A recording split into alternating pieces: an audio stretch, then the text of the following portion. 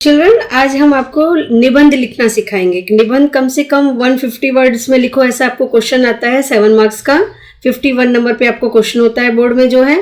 तो आज का हमारा टॉपिक है कि मेरी प्रिय ऋतु, मेरी प्रिय ऋतु। इस तरह से आपको एक टॉपिक आएगा और उसके बाद में उसके इस तरह से पॉइंट रहते हैं, जैसे भारत में ऋतुओं का क्रमिक आगमन, प्रिय ऋतु का परिचय, प्रिय होने के कारण और अन्य ऋतुओं से तुलना, और मेरी प्रिय ऋतु और मेरा जीवन, और लास्ट में होता है उपसंहार। तो इस तरह से इस पॉइंट के द्वारा अगर आप कंपोजिशन लिखना स्टार्ट करोगे तो आप बहुत बड़ा कंपोजिशन लिख पाओगे। आप डायरेक्ट कंपोजिशन लिखने स्टार्ट कर देते हो जिससे कि पूरा कवर अप नहीं हो पाता है। तो इससे बेटर है कि आप इस तरह के एक एक पॉइंट को लो और उसको एक्सप्लेन करो, जिस तरह से आपको मैं सिखा रही हूँ कि इस तरह से फर्स्ट पॉइंट है, अब इसको हम कैसे लिख सकते हैं। तो इसमें है कि भारत में ऋतुओं का क्रमिक आगमन, ये फर्स्ट पॉइंट है ना आपका। अब उसके बारे में हम लिखेंगे पहले। तो उसमें लिखते हैं कि भारत ऋतुओं का देश है और भारत में 6 ऋतुएं होती है। कितनी ऋतु होती है? 6। तो फिर उनके हम इस तरह से नाम लिख सकते हैं। 1 नंबर पे वसंत, 2nd नंबर पे ग्रीष्म, 3rd पे वर्षा, 4th शरद और 5th हेमंत और 6 नंबर पर शिशिर। ये 6 ऋतुएं हैं हमारे देश की। तो अब इनके बारे में लिखेंगे आगे कि इन 6 ऋतुओं का जो सुंदर क्रम हमारे देश में है वो दूसरी जगह दुर्लभ है, ऐसा दूसरी जगह पे देखने को नहीं मिलता है। प्रत्येक ऋतु की अपनी छटा है ना, अपना अपना ऋतु का महत्व है और अपना आकर्षण भी है। पर इन सभी ऋतु सुंदरियों में मुझे वसंत ऋतु सबसे अधिक प्रिय है। आप कोई दूसरी ऋतु के बारे में भी लिख सकते हो, जैसे मैं आपको सिखा रही हूँ यहाँ पे कि मुझे वसंत ऋतु बहुत पसंद है। तो उसको किस तरह से लिखेंगे हम, उसका परिचय देना है हमको।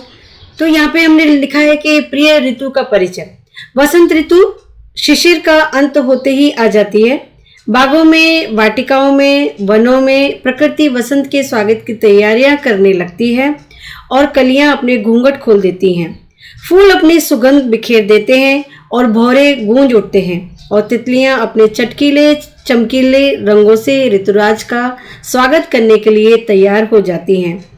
पृथ्वी के कण कण में नया आनंद, नया उत्साह, नया संगीत, नया जीवन नजर आने लगता है। तो ये उसका हो गया परिचय, किसका?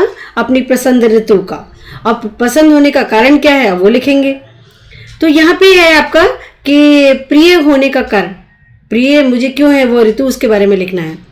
वसंत के आते ही शीतल मन सुगंधित पवन के मधुर झोंके मन को मतवाला करते हैं और दूसरी ओर फुलवारी का यौवन बूढ़ों को भी जवान बना देता है। यानी कि फुलवारी में बहुत सारे फूल आ जाते हैं कि खिलती कलियों से मन को बहुत अच्छा लगता है। न तो यहाँ बहुत गर्मी होती है और न जाड़े की ठिठुरन होती है, न तो यहाँ गर्मी की बहुत तपन होती है और न ही जाड़े की ठिठुरन होती है। और एक और प्रकृति के रंग और साथ में ऋतुओं का संग। तो होली, सबसे पहले होली, अबीर गुलाल के रंग मेरा मन मोह लेते हैं, इसलिए मनभावन फागुन का बसंत मुझे बहुत प्रिय है। अब लिखेंगे कि अन्य ऋतुओं से तुलना, अन्य ऋतुओं से इसकी तुलना करेंगे हम। तो वहां पे है कि कुछ लोग वर्षा ऋतु को अच्छा मानते हैं, सबकी अपनी अपनी पसंद की ऋतु होती है ना, परंतु कहाँ वर्षा का किचपिच मौसम और कहाँ बसंत की बहार। वो वर्षा जो घरों को धराशायी करती है, यानी कि वर्षा ऋतु में बहुत सारे घर टूट जाते हैं, फसलों को नुकसान करती है, नदियों में बाढ़ लाकर गांव बर्बाद करती है, वह वर्षा ऋतु मतलब सुख देने वाली नहीं हो सकती। बसंत सचमुच ऋतुराज है, अन्य ऋतुएं उसकी रानियां या सेविकाएं ही हो सकती है। यानी कि यहाँ पे मेन माना गया है बसंत ऋतु, ऋतुओं की रानी माना गया है बसंत ऋतु को। फिर है यहाँ पे कि मेरी प्रिय ऋतु और मेरा जीवन। मैं तो वसंत को जीवन की ऋतु मानती हूँ या मानता हूँ, जो भी है आप जो भी लिख रहे हो वो लिख सकते हो। उसका आगमन होते ही मेरा मन इंद्रधनुष का रंग बिरंगा बन जाता है। बागों में सैर करते मन नहीं भरता। कोयल के गीत मुझे कविता लिखने की प्रेरणा देते हैं। फूल मन को खिलना और होठों को हंसना सिखाते हैं और तितलियां फूलों को प्यार करना और भौरे गुनगुनाना सिखाते हैं। ठीक है, तो ये उसका मेरी प्रिय ऋतु और मेरा जीवन, ये तरह के हमको देखने को मिलता है। लास्ट में आपको लिखना है ऋतु उपसंहार। ये उपसंहार जरूर लिखना होता है, जैसे हम कहानी में बोध लिखते हैं ऐसे ही उपसंहार लिखना चाहिए कि ऐसी अनोखी और मनभावन है मेरी प्रिय बसंत ऋतु और मैं साल भर अपनी प्रिय ऋतु की प्रतीक्षा करता रहता हूँ।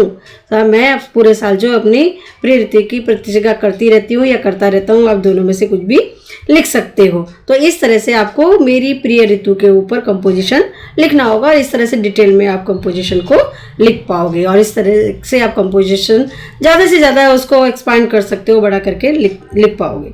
ओके, आपको अच्छे से समझ में आ गया ना ये? Okay, thank you.